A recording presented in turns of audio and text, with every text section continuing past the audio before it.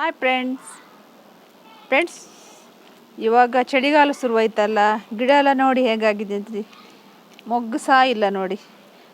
ಸ್ವಲ್ಪ ಲೈಟಾಗಿ ಒಂದೊಂದು ಗಿಡದಲ್ಲಿ ಮೊಗ್ಗು ಆಗ್ತಾ ಇತ್ತು. ಆದರೂ ನೋಡಿ ಯಾವ ಥರ ಆಗಿದೆ ನೋಡಿ. ಅದಕ್ಕೆ ಹುಳದ ಸಮಸ್ಯೆ ನೋಡಿ. ಈ ಥರ ಹುಳ ಬರುತ್ತೆ ನೋಡಿ. ಇಲ್ಲಿ ನೋಡಿ,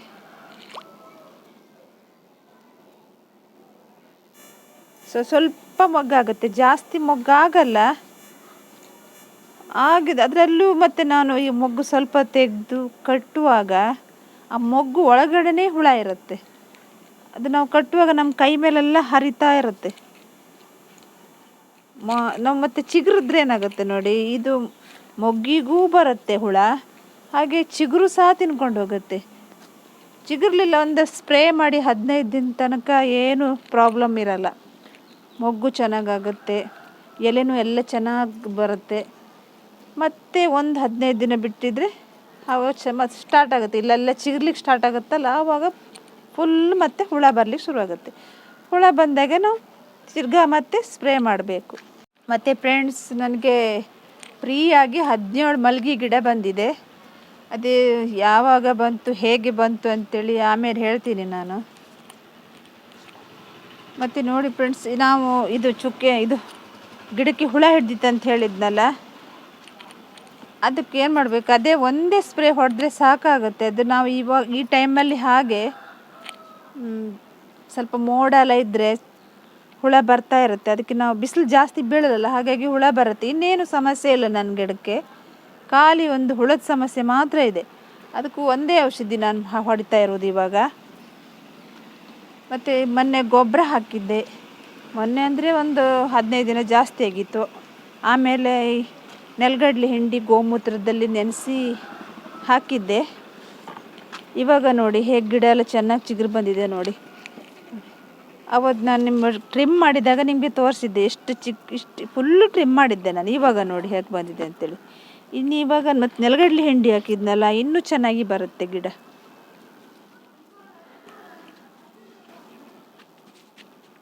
ನೋಡಿ, ಇದಕ್ಕೆಲ್ಲ ಅಷ್ಟು ಹುಳ ಬಂದಿಲ್ಲ ನೋಡಿ. ಸ್ಟಾರ್ಟ್ ಆಗ್ತಾ ಇತ್ತು ಅಷ್ಟೇ, ಅಲ್ಲೆಲ್ಲ ಹುಳ ಎಲ್ಲ ಬಂದಿದೆ ನೋಡಿ.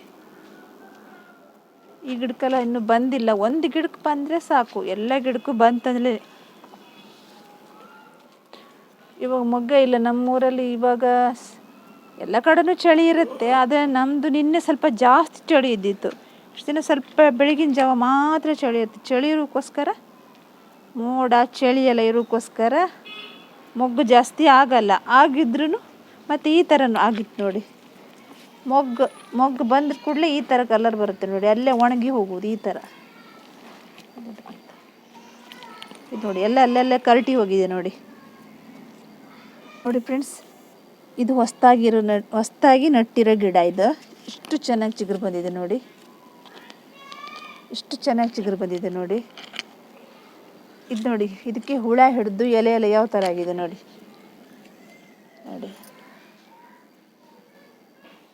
ಹುಳ ಹಿಡಿದ್ರ ಕೂಡಲೇ ನಾನು ಈ ಥರ ಕಟ್ ಮಾಡಿ ತೆಗಿತೀನಿ, ಅಲ್ಲಿ ಇಡಲ್ಲ ಅಲ್ಲಿ. ಅದು ಹಾಗೆ ಬಿಟ್ಟರೆ ಮತ್ತೆ ಎಲ್ಲ ಗಿಡಕ್ಕೂ ಒಂದೊಂದು ಹೋಗುತ್ತೆ ನೋಡಿ. ಎಲೆ ಎಲ್ಲ ರಸ ಹೀರಿ ಯಾವ ಥರ ಆಗಿದೆ ನೋಡಿ. ಈ ಥರ ಈ ಎಲೆ ನೋಡಿ ಈ ಥರ ಆಗುತ್ತೆ ನೋಡಿ, ರಸ ಹೀರಿದರೆ ನೋಡಿ. ಈ ಥರ ಆಗುತ್ತೆ. ಈ ಎಲೆ ನೋಡಿ, ಈ ಎಲೆ ನೋಡಿ, ಇದೆಷ್ಟು ಚೆನ್ನಾಗಿದೆ ನೋಡಿ. ಹುಳದ ಸಮಸ್ಯೆ ಇದ್ದರೆ ಎಲೆ ಆಗೋದು ಇದೇ ಥರ. ಇದು ಹೊಸದಾಗಿ ನಟ್ಟಿರೋ ಗಿಡ. ಇದು ನೋಡಿ, ಇಲ್ಲೊಂದಿದೆ, ಅದು ಹೊಸದಾಗಿ ನಟ್ಟಿರೋದು. ಇದು ಹೊಸದಾಗಿ ನಟ್ಟಿರೋದು ಗಿಡ. ಇದು ಚಿಕ್ಕ ಗಿಡನೂ ಹೊಸದಾಗಿ ನಟ್ಟಿದ್ದು. ಇಷ್ಟಿದೆ ನೋಡಿ, ಇದೆಲ್ಲ ಹೊಸದಾಗಿ ನಟ್ಟು ಚಿಕ್ಕ ಗಿಡ ಅಷ್ಟೇ. ಇನ್ನು ಜನವರಿ ಮೇಲೆ ಇದೆಲ್ಲ ಚೆನ್ನಾಗಿ ಬರುತ್ತೆ ಗಿಡ. ಇವಾಗ ಚಿಕ್ಕದಷ್ಟೇ ಅಲ್ಲ, ಇದರಲ್ಲೂ ಒಂದು 4-5 ಗಿಡ ಇದೆ. ಆವತ್ತು ಕೇರೆ ಬಳ್ಳಿ ನಟ್ಟಿದ್ನಲ್ಲ, ಕಟ್ ಮಾಡಿ ಇದರಲ್ಲಿ ನಟ್ಟಿದೆ ನೋಡಿ. ಇದೆಲ್ಲ ಕೇರೆ ಬಳ್ಳಿ ಗಿಡನೇ. ಇದು ಎಷ್ಟು ಚೆನ್ನಾಗಿ ಚಿಗುರು ಬಂದಿದೆ ನೋಡಿ, ಎಲ್ಲ ಚಿಗುರಿದೆ. ಮತ್ತು ನಾನು ಕೇರೆ ಬಳ್ಳಿ ನಡೋದು ವಿಡಿಯೋ ಮಾಡಿದ್ನಲ್ಲ, ಆ ಗಿಡನೂ ಚೆನ್ನಾಗಿ ಚಿಗುರು ಬಂದಿದೆ ನೋಡಿ, ತೋರಿಸ್ತೀನಿ. ಇದರಲ್ಲಿ ಹುಳ ಇಲ್ಲ ನೋಡಿ, ಒಂದೊಂದು ಗಿಡದಲ್ಲಿ ಮಾತ್ರ ಹುಳ ಇದೆ ನೋಡಿ. ಅದಕ್ಕೆ ನಾವು ಅದು ಹುಳ ಹಿಡ್ದಿತ್ತಂತೇಳಿ ಅದಕ್ಕೆ ದಿನಕ್ಕೊಂದೊಂದು ಸ್ಪ್ರೇ ಮಾಡಲಿಕ್ಕೆ ಆಗಲ್ಲ.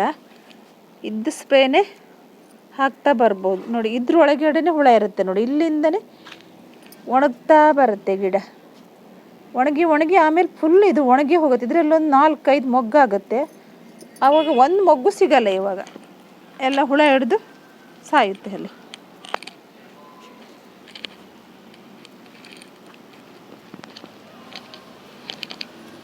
ನೋಡಿ ಕೇರೆ ಬಳ್ಳಿ ನೆಟ್ಟಿದ್ದ ಗಿಡ ನೋಡಿ. ಅವತ್ತು ನಾನು ಒಂದು ವಿಡಿಯೋ ಮಾಡಿ ಬಿಟ್ಟಿದ್ನಲ್ಲ, ಕೇರೆ ಬಳ್ಳಿ ನಡುವ ವಿಧಾನ. ಇಲ್ಲಿ ನೋಡಿ ಇಷ್ಟು ಚೆನ್ನಾಗಿ ಚಿಗುರು ಬಂದಿದೆ ನೋಡಿ. ಇದರಲ್ಲಿ 2 ಗಿಡ ನೆಟ್ಟಿದ್ದೆ, 2 ಚಿಗುರಿದೆ. ಇದರಲ್ಲಿ ಒಂದೇ ಹಾಕಿದ್ದು, ಇದು ಚಿಗುರಿದೆ. ಇದರಲ್ಲೂ ಒಂದೇ ಗಿಡ ಹಾಕಿದ್ದು ನೋಡಿ, ಚಿಗುರಿದೆ. ಇದು ನೋಡಿ, ಇದರಲ್ಲಿ 2 ಹಾಕಿದ್ದೆ, ಇದು 2 ಚಿಗುರಿದೆ.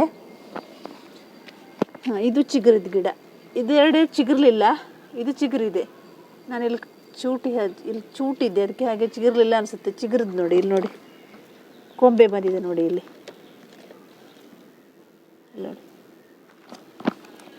ಇದು ಹಾಗೆ ಇದರಲ್ಲಿ ಬೇರು ಬಂದದ್ದು ಕಾಣ್ತಾ ಇದೆ, ಚಿಗುರು ಮಾತ್ರ ಬಂದಿಲ್ಲ ಇಲ್ಲಿ. ಇವೆಲ್ಲ 3 ಒಂದೇ ಸಲ ನೆಟ್ಟಿದ್ದಲ್ಲ ನೋಡಿ. ಇಲ್ಲೆಲ್ಲ ಬೇರು ಕಾಣ್ತಾ ಇದೆ ನೋಡಿ, ಇಲ್ಲಿ ನೋಡಿ ಬೇರು ಕಾಣ್ತಾ ಇದೆ ನೋಡಿ. ಇದು ಚಿಗುರುತ್ತೆ. ಇದರಲ್ಲೂ ಹಾಗೆ ನೋಡಿ ಬೇರು ಬಂದಿದೆ ನೋಡಿ, ಕಾಣ್ತಾ ಇದೆ ಅಲ್ಲ. ಇದು ಚಿಗುರುತ್ತೆ. ಮತ್ತು ಫ್ರೆಂಡ್ಸ್, ನನಗೆ ಮಲ್ಗೆ ಗಿಡ ಬಂದಿತ್ತಂತ ಹೇಳಿದ್ನಲ್ಲ, ಅದು ಇದೆ ನೋಡಿ. ಇದೇ ನೋಡಿ ಫ್ರೆಂಡ್ಸ್, 17 ಮಲ್ಗೆ ಗಿಡ ಕೊಟ್ಟಿದ್ದಾರೆ ನನಗೆ. ನಿನ್ನೆ ಅಷ್ಟೇ ಬಂದಿದ್ದು, ಎಷ್ಟು ಚೆನ್ನಾಗಿದೆ ನೋಡಿ.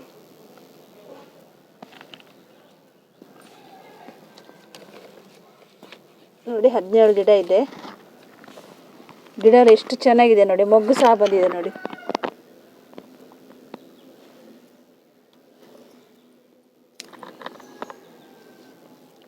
ಗಿಡ ನಿಜವಾಗ್ಲೂ ಈ ಥರನೇ ಇರಬೇಕು. ದೊಡ್ಡ ದೊಡ್ಡ ಗಿಡ ತಗೊಳ್ಬಾರ್ದು. ನಾವು ತಗೊಳ್ಳುವಾಗ ಗಿಡ ಅವರೊಂದು 100-150 ಗಿಡ ತಂದಿದ್ರು. ನಮಗೆ ಬೇಕಾದ ಗಿಡ ಎಲ್ಲ ನಾವು ಆರಿಸಿ ತಗೊಂಡಿದ್ದು ನೋಡಿ. ಇಷ್ಟಿಷ್ಟು ಉದ್ದ ಗಿಡ ತಗೊಳ್ಬೇಕಂತೇಳಿ ಏನಿಲ್ಲ, ಈ ಥರ ಗಿಡ ಆರಿಸ್ಬೇಕು ನಾವು. ಈ ಥರ ಗಿಡ ಆರಿಸಿ ತಗೊಂಡಿದ್ರೆ ಒಳ್ಳೆಯದು. ಇದು ಉದ್ದಕ್ಕೆ ಬೆಳ್ಕೊಂಡು ಹೋಗುತ್ತೆ, ಇದಾದರೆ ಪರವಾಗಿಲ್ಲ, ಬುಷಾಗಿ ಬೆಳೆಯುತ್ತೆ. ನೋಡಿದ್ರಲ್ಲ ಹೇಗೆ ಬಂತಂದರೆ, ನಮಗೆ ಧರ್ಮಸ್ಥಳ ಗ್ರಾಮ ಅಭಿವೃದ್ಧಿಯಿಂದ, ಅಂದರೆ ಒಂದು ಧರ್ಮಸ್ಥಳ ಸಂಘ ಅಂತೇಳಿ ಒಂದಿರುತ್ತೆ ನಮಗೆ, ಸಂಘದಿಂದ ಅಲ್ಲಿ ನಾವು ಇವರು ಕೃಷಿ ಮಾಡೋರು, ಈಗ ಮಲ್ಗೆ ಗಿಡ ನಡುವವರು ಇದ್ದಾರಲ್ಲ, ಅವರು ಒಂದು 100 ಗಿಡ ತಗೊಂಡು ಬಂದು ಅದ್ರ ಬಗ್ಗೆ ಮಾಹಿತಿ ಕೊಟ್ಟು ಒಬ್ಬೊಬ್ಬರಿಗೆ ಒಂದೊಂದು 10 ಗಿಡ ಕೊಡುವುದಂತೇಳಿ ಮಾತಾಡ್ಕೊಂಡು ಬಂದಿದ್ದಾರೆ.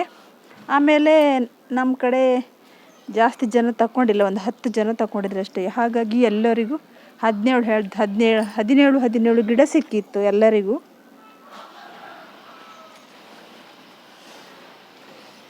ಅಂದರೆ ಅವರು ನಮಗೆ ಸಂಘದಿಂದ ಗಿಡ ಫ್ರೀ ಫಸ್ಟ್ ಒಂದು ಸಲ ಒಂದೊಂದು ಗಿಡ ಕೊಟ್ಟಿದ್ರು ಅಷ್ಟೇ. ಆವಾಗ ನಮಗೆ ಗಿಡ ನೆಡು ಇಂಟ್ರೆಸ್ಟೇ ಇರಲಿಲ್ಲ. ಒಂದು ಗಿಡ ನೆಟ್ಟಿದ್ದೆ ನಾನು, ಅದು ಏನಾಯ್ತು ಅಂದರೆ ನನಗೆ ಗೊತ್ತಿಲ್ಲ. ಇವಾಗ ತುಂಬ ಇಂಟ್ರೆಸ್ಟ್ ಇದೆ, ನಡುವು ಇಂಟ್ರೆಸ್ಟ್ ಜಾಸ್ತಿ ಇವಾಗ. ಹಾಗಾಗಿ ನಾನು ಗಿಡ ತಗೊಂಡು ಬಂದಿದ್ದೆ 17 ಗಿಡ. ನನ್ನ ಹತ್ರ ಇವಾಗಲೇ ತುಂಬ ಗಿಡ ಇದ್ದರೂ ಇನ್ನೀಗ ಅದಕ್ಕೆ ಪಾಟ್ ತರಬೇಕು, ಪಾಟ್ ಬೇಕು, ಮಣ್ಣು ಬೇಕು, ಮರಳು ಬೇಕು, ಎಲ್ಲ ಮಿಕ್ಸ್ ಮಾಡಿ ನೆಡಬೇಕಲ್ಲ. ಪಾಟ್ ಇವಾಗ ಇಲ್ಲ, ಹಾಗೆ ನಡುವಾಗ ವಿಡಿಯೋ ಮಾಡಿ ಹಾಕ್ತೀನಿ ಫ್ರೆಂಡ್ಸ್. ಅವರು ನಮ್ಮ ಊರು ಜಾಸ್ತಿ ದೂರ ಏನಲ್ಲ, ಅವರು ನಮ್ಮ ಊರಿನ ಪಕ್ಕದ ಊರೇ ಅವರು ಏನು ಮಾಡಿದ್ರು, ಅವರು ನೆಲದಲ್ಲಿ ನಟ್ಟಂಥ ಮಲ್ಲಿಗೆ ಗಿಡ ಅವರು ನಮ್ಮ ಥರ ಪಾಟಲ್ಲಿ ಹಾಕಿದ್ದಲ್ಲ. ಅವರು ಏನು ಮಾಹಿತಿ ಕೊಟ್ಟಿದ್ರು ಅಂದರೆ, ನೆಲದಲ್ಲಿ ನಡುವಂಥ ಮಾಹಿತಿ ಕೊಟ್ಟಿದ್ದಾರೆ, ಪಾಟಲ್ಲಿ ನಡುವಂಥ ಮಾಹಿತಿ ಕೊಡಲಿಲ್ಲ ಅವರು ನಮಗೆ. ಹಾಗಾಗಿ ಅವ್ರ ಮನೆಯಲ್ಲಿ ಒಂದು 150-200 ಗಿಡ ಇದೆ ಅಂತೆ.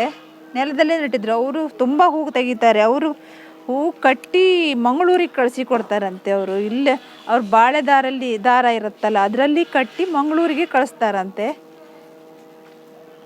ಬೇಕಾದರೆ ಮತ್ತೆ ಮಾಹಿತಿ ಬೇಕಾದರೆ ಕೊಡ್ತೆ ಅಂತ ಹೇಳಿದರು. ಹಾಗಾಗಿ ನಾನು ಜಾಸ್ತಿ ಎಲ್ಲ ತಿಳ್ಕೊಂಡು ಇದಕ್ಕೋಸ್ಕರ ನಾನೇನು ಅವ್ರ ಫೋನ್ ನಂಬರೆಲ್ಲ ತಗೊಂಡಿಲ್ಲ. ಹಾಗೆ ಇವತ್ತಿನ ವಿಡಿಯೋ ಇಲ್ಲಿಗೆ ಮುಗಿಸ್ತಾ ಇದ್ದೀನಿ. Bye friends.